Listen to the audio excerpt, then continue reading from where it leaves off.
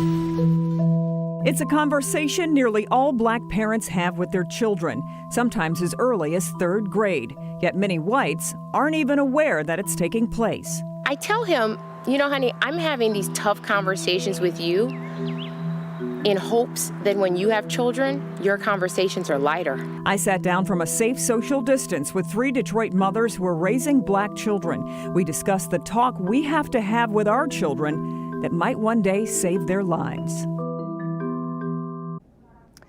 In the moments before George Floyd's life was ending, one of the last things he did was call for his mother. I'm a mother, and there's not a day that goes by that I don't look at my son and wonder how much longer I have before white people start to see him as a threat, and he's targeted because of the color of his skin. The truth is, it won't be long, and I'll have to have a very difficult conversation with him about racism in this country long before he's mature enough to fully understand it. It's not anything new, but it's something I feel everybody needs to know is happening, and here's what it's like. I worry about them growing up too fast in this environment, not that they can't enjoy their youth, but I also know I have to educate them about what it means to be brown or black in this community or any community, right? That they can't necessarily do what their white counterparts can do, and that they have to be smart about how they conduct themselves in public. And so I think about the dichotomy of how do you keep them to be young and enjoy their childhood, yet demonstrate to them and show them and tell them what's happening in the world. When was the first time you had to have a conversation with your kids about race?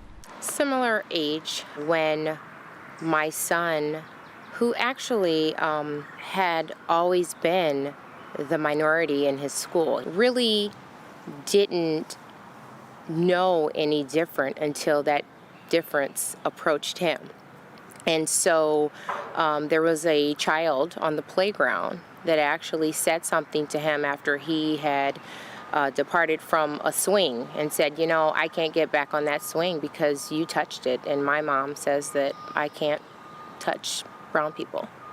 And he came home and told me that, and I was clearly mortified because to a certain degree, we as parents feel guilt that we have put our children in these positions of vulnerability where they're not prepared.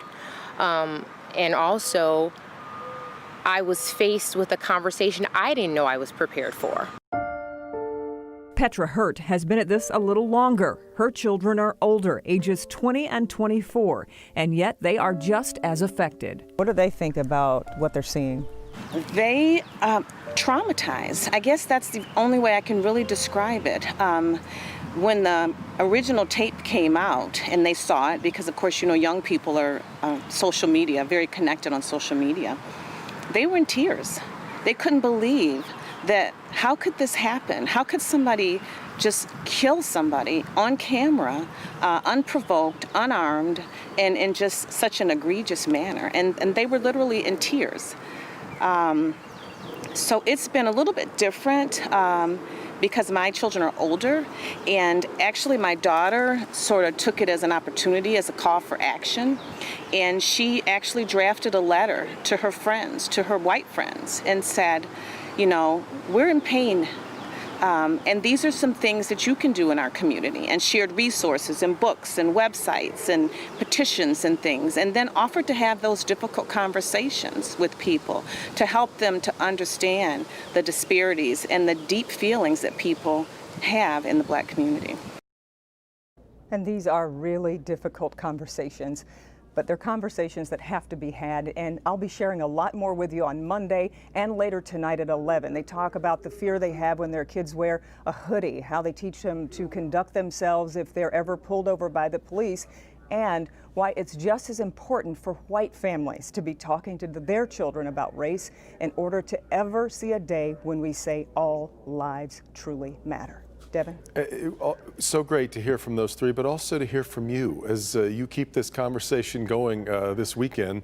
In fact, we're going to talk about a little bit more coming up on Flashpoint, but I really appreciate you being that honest about it as well, Kim.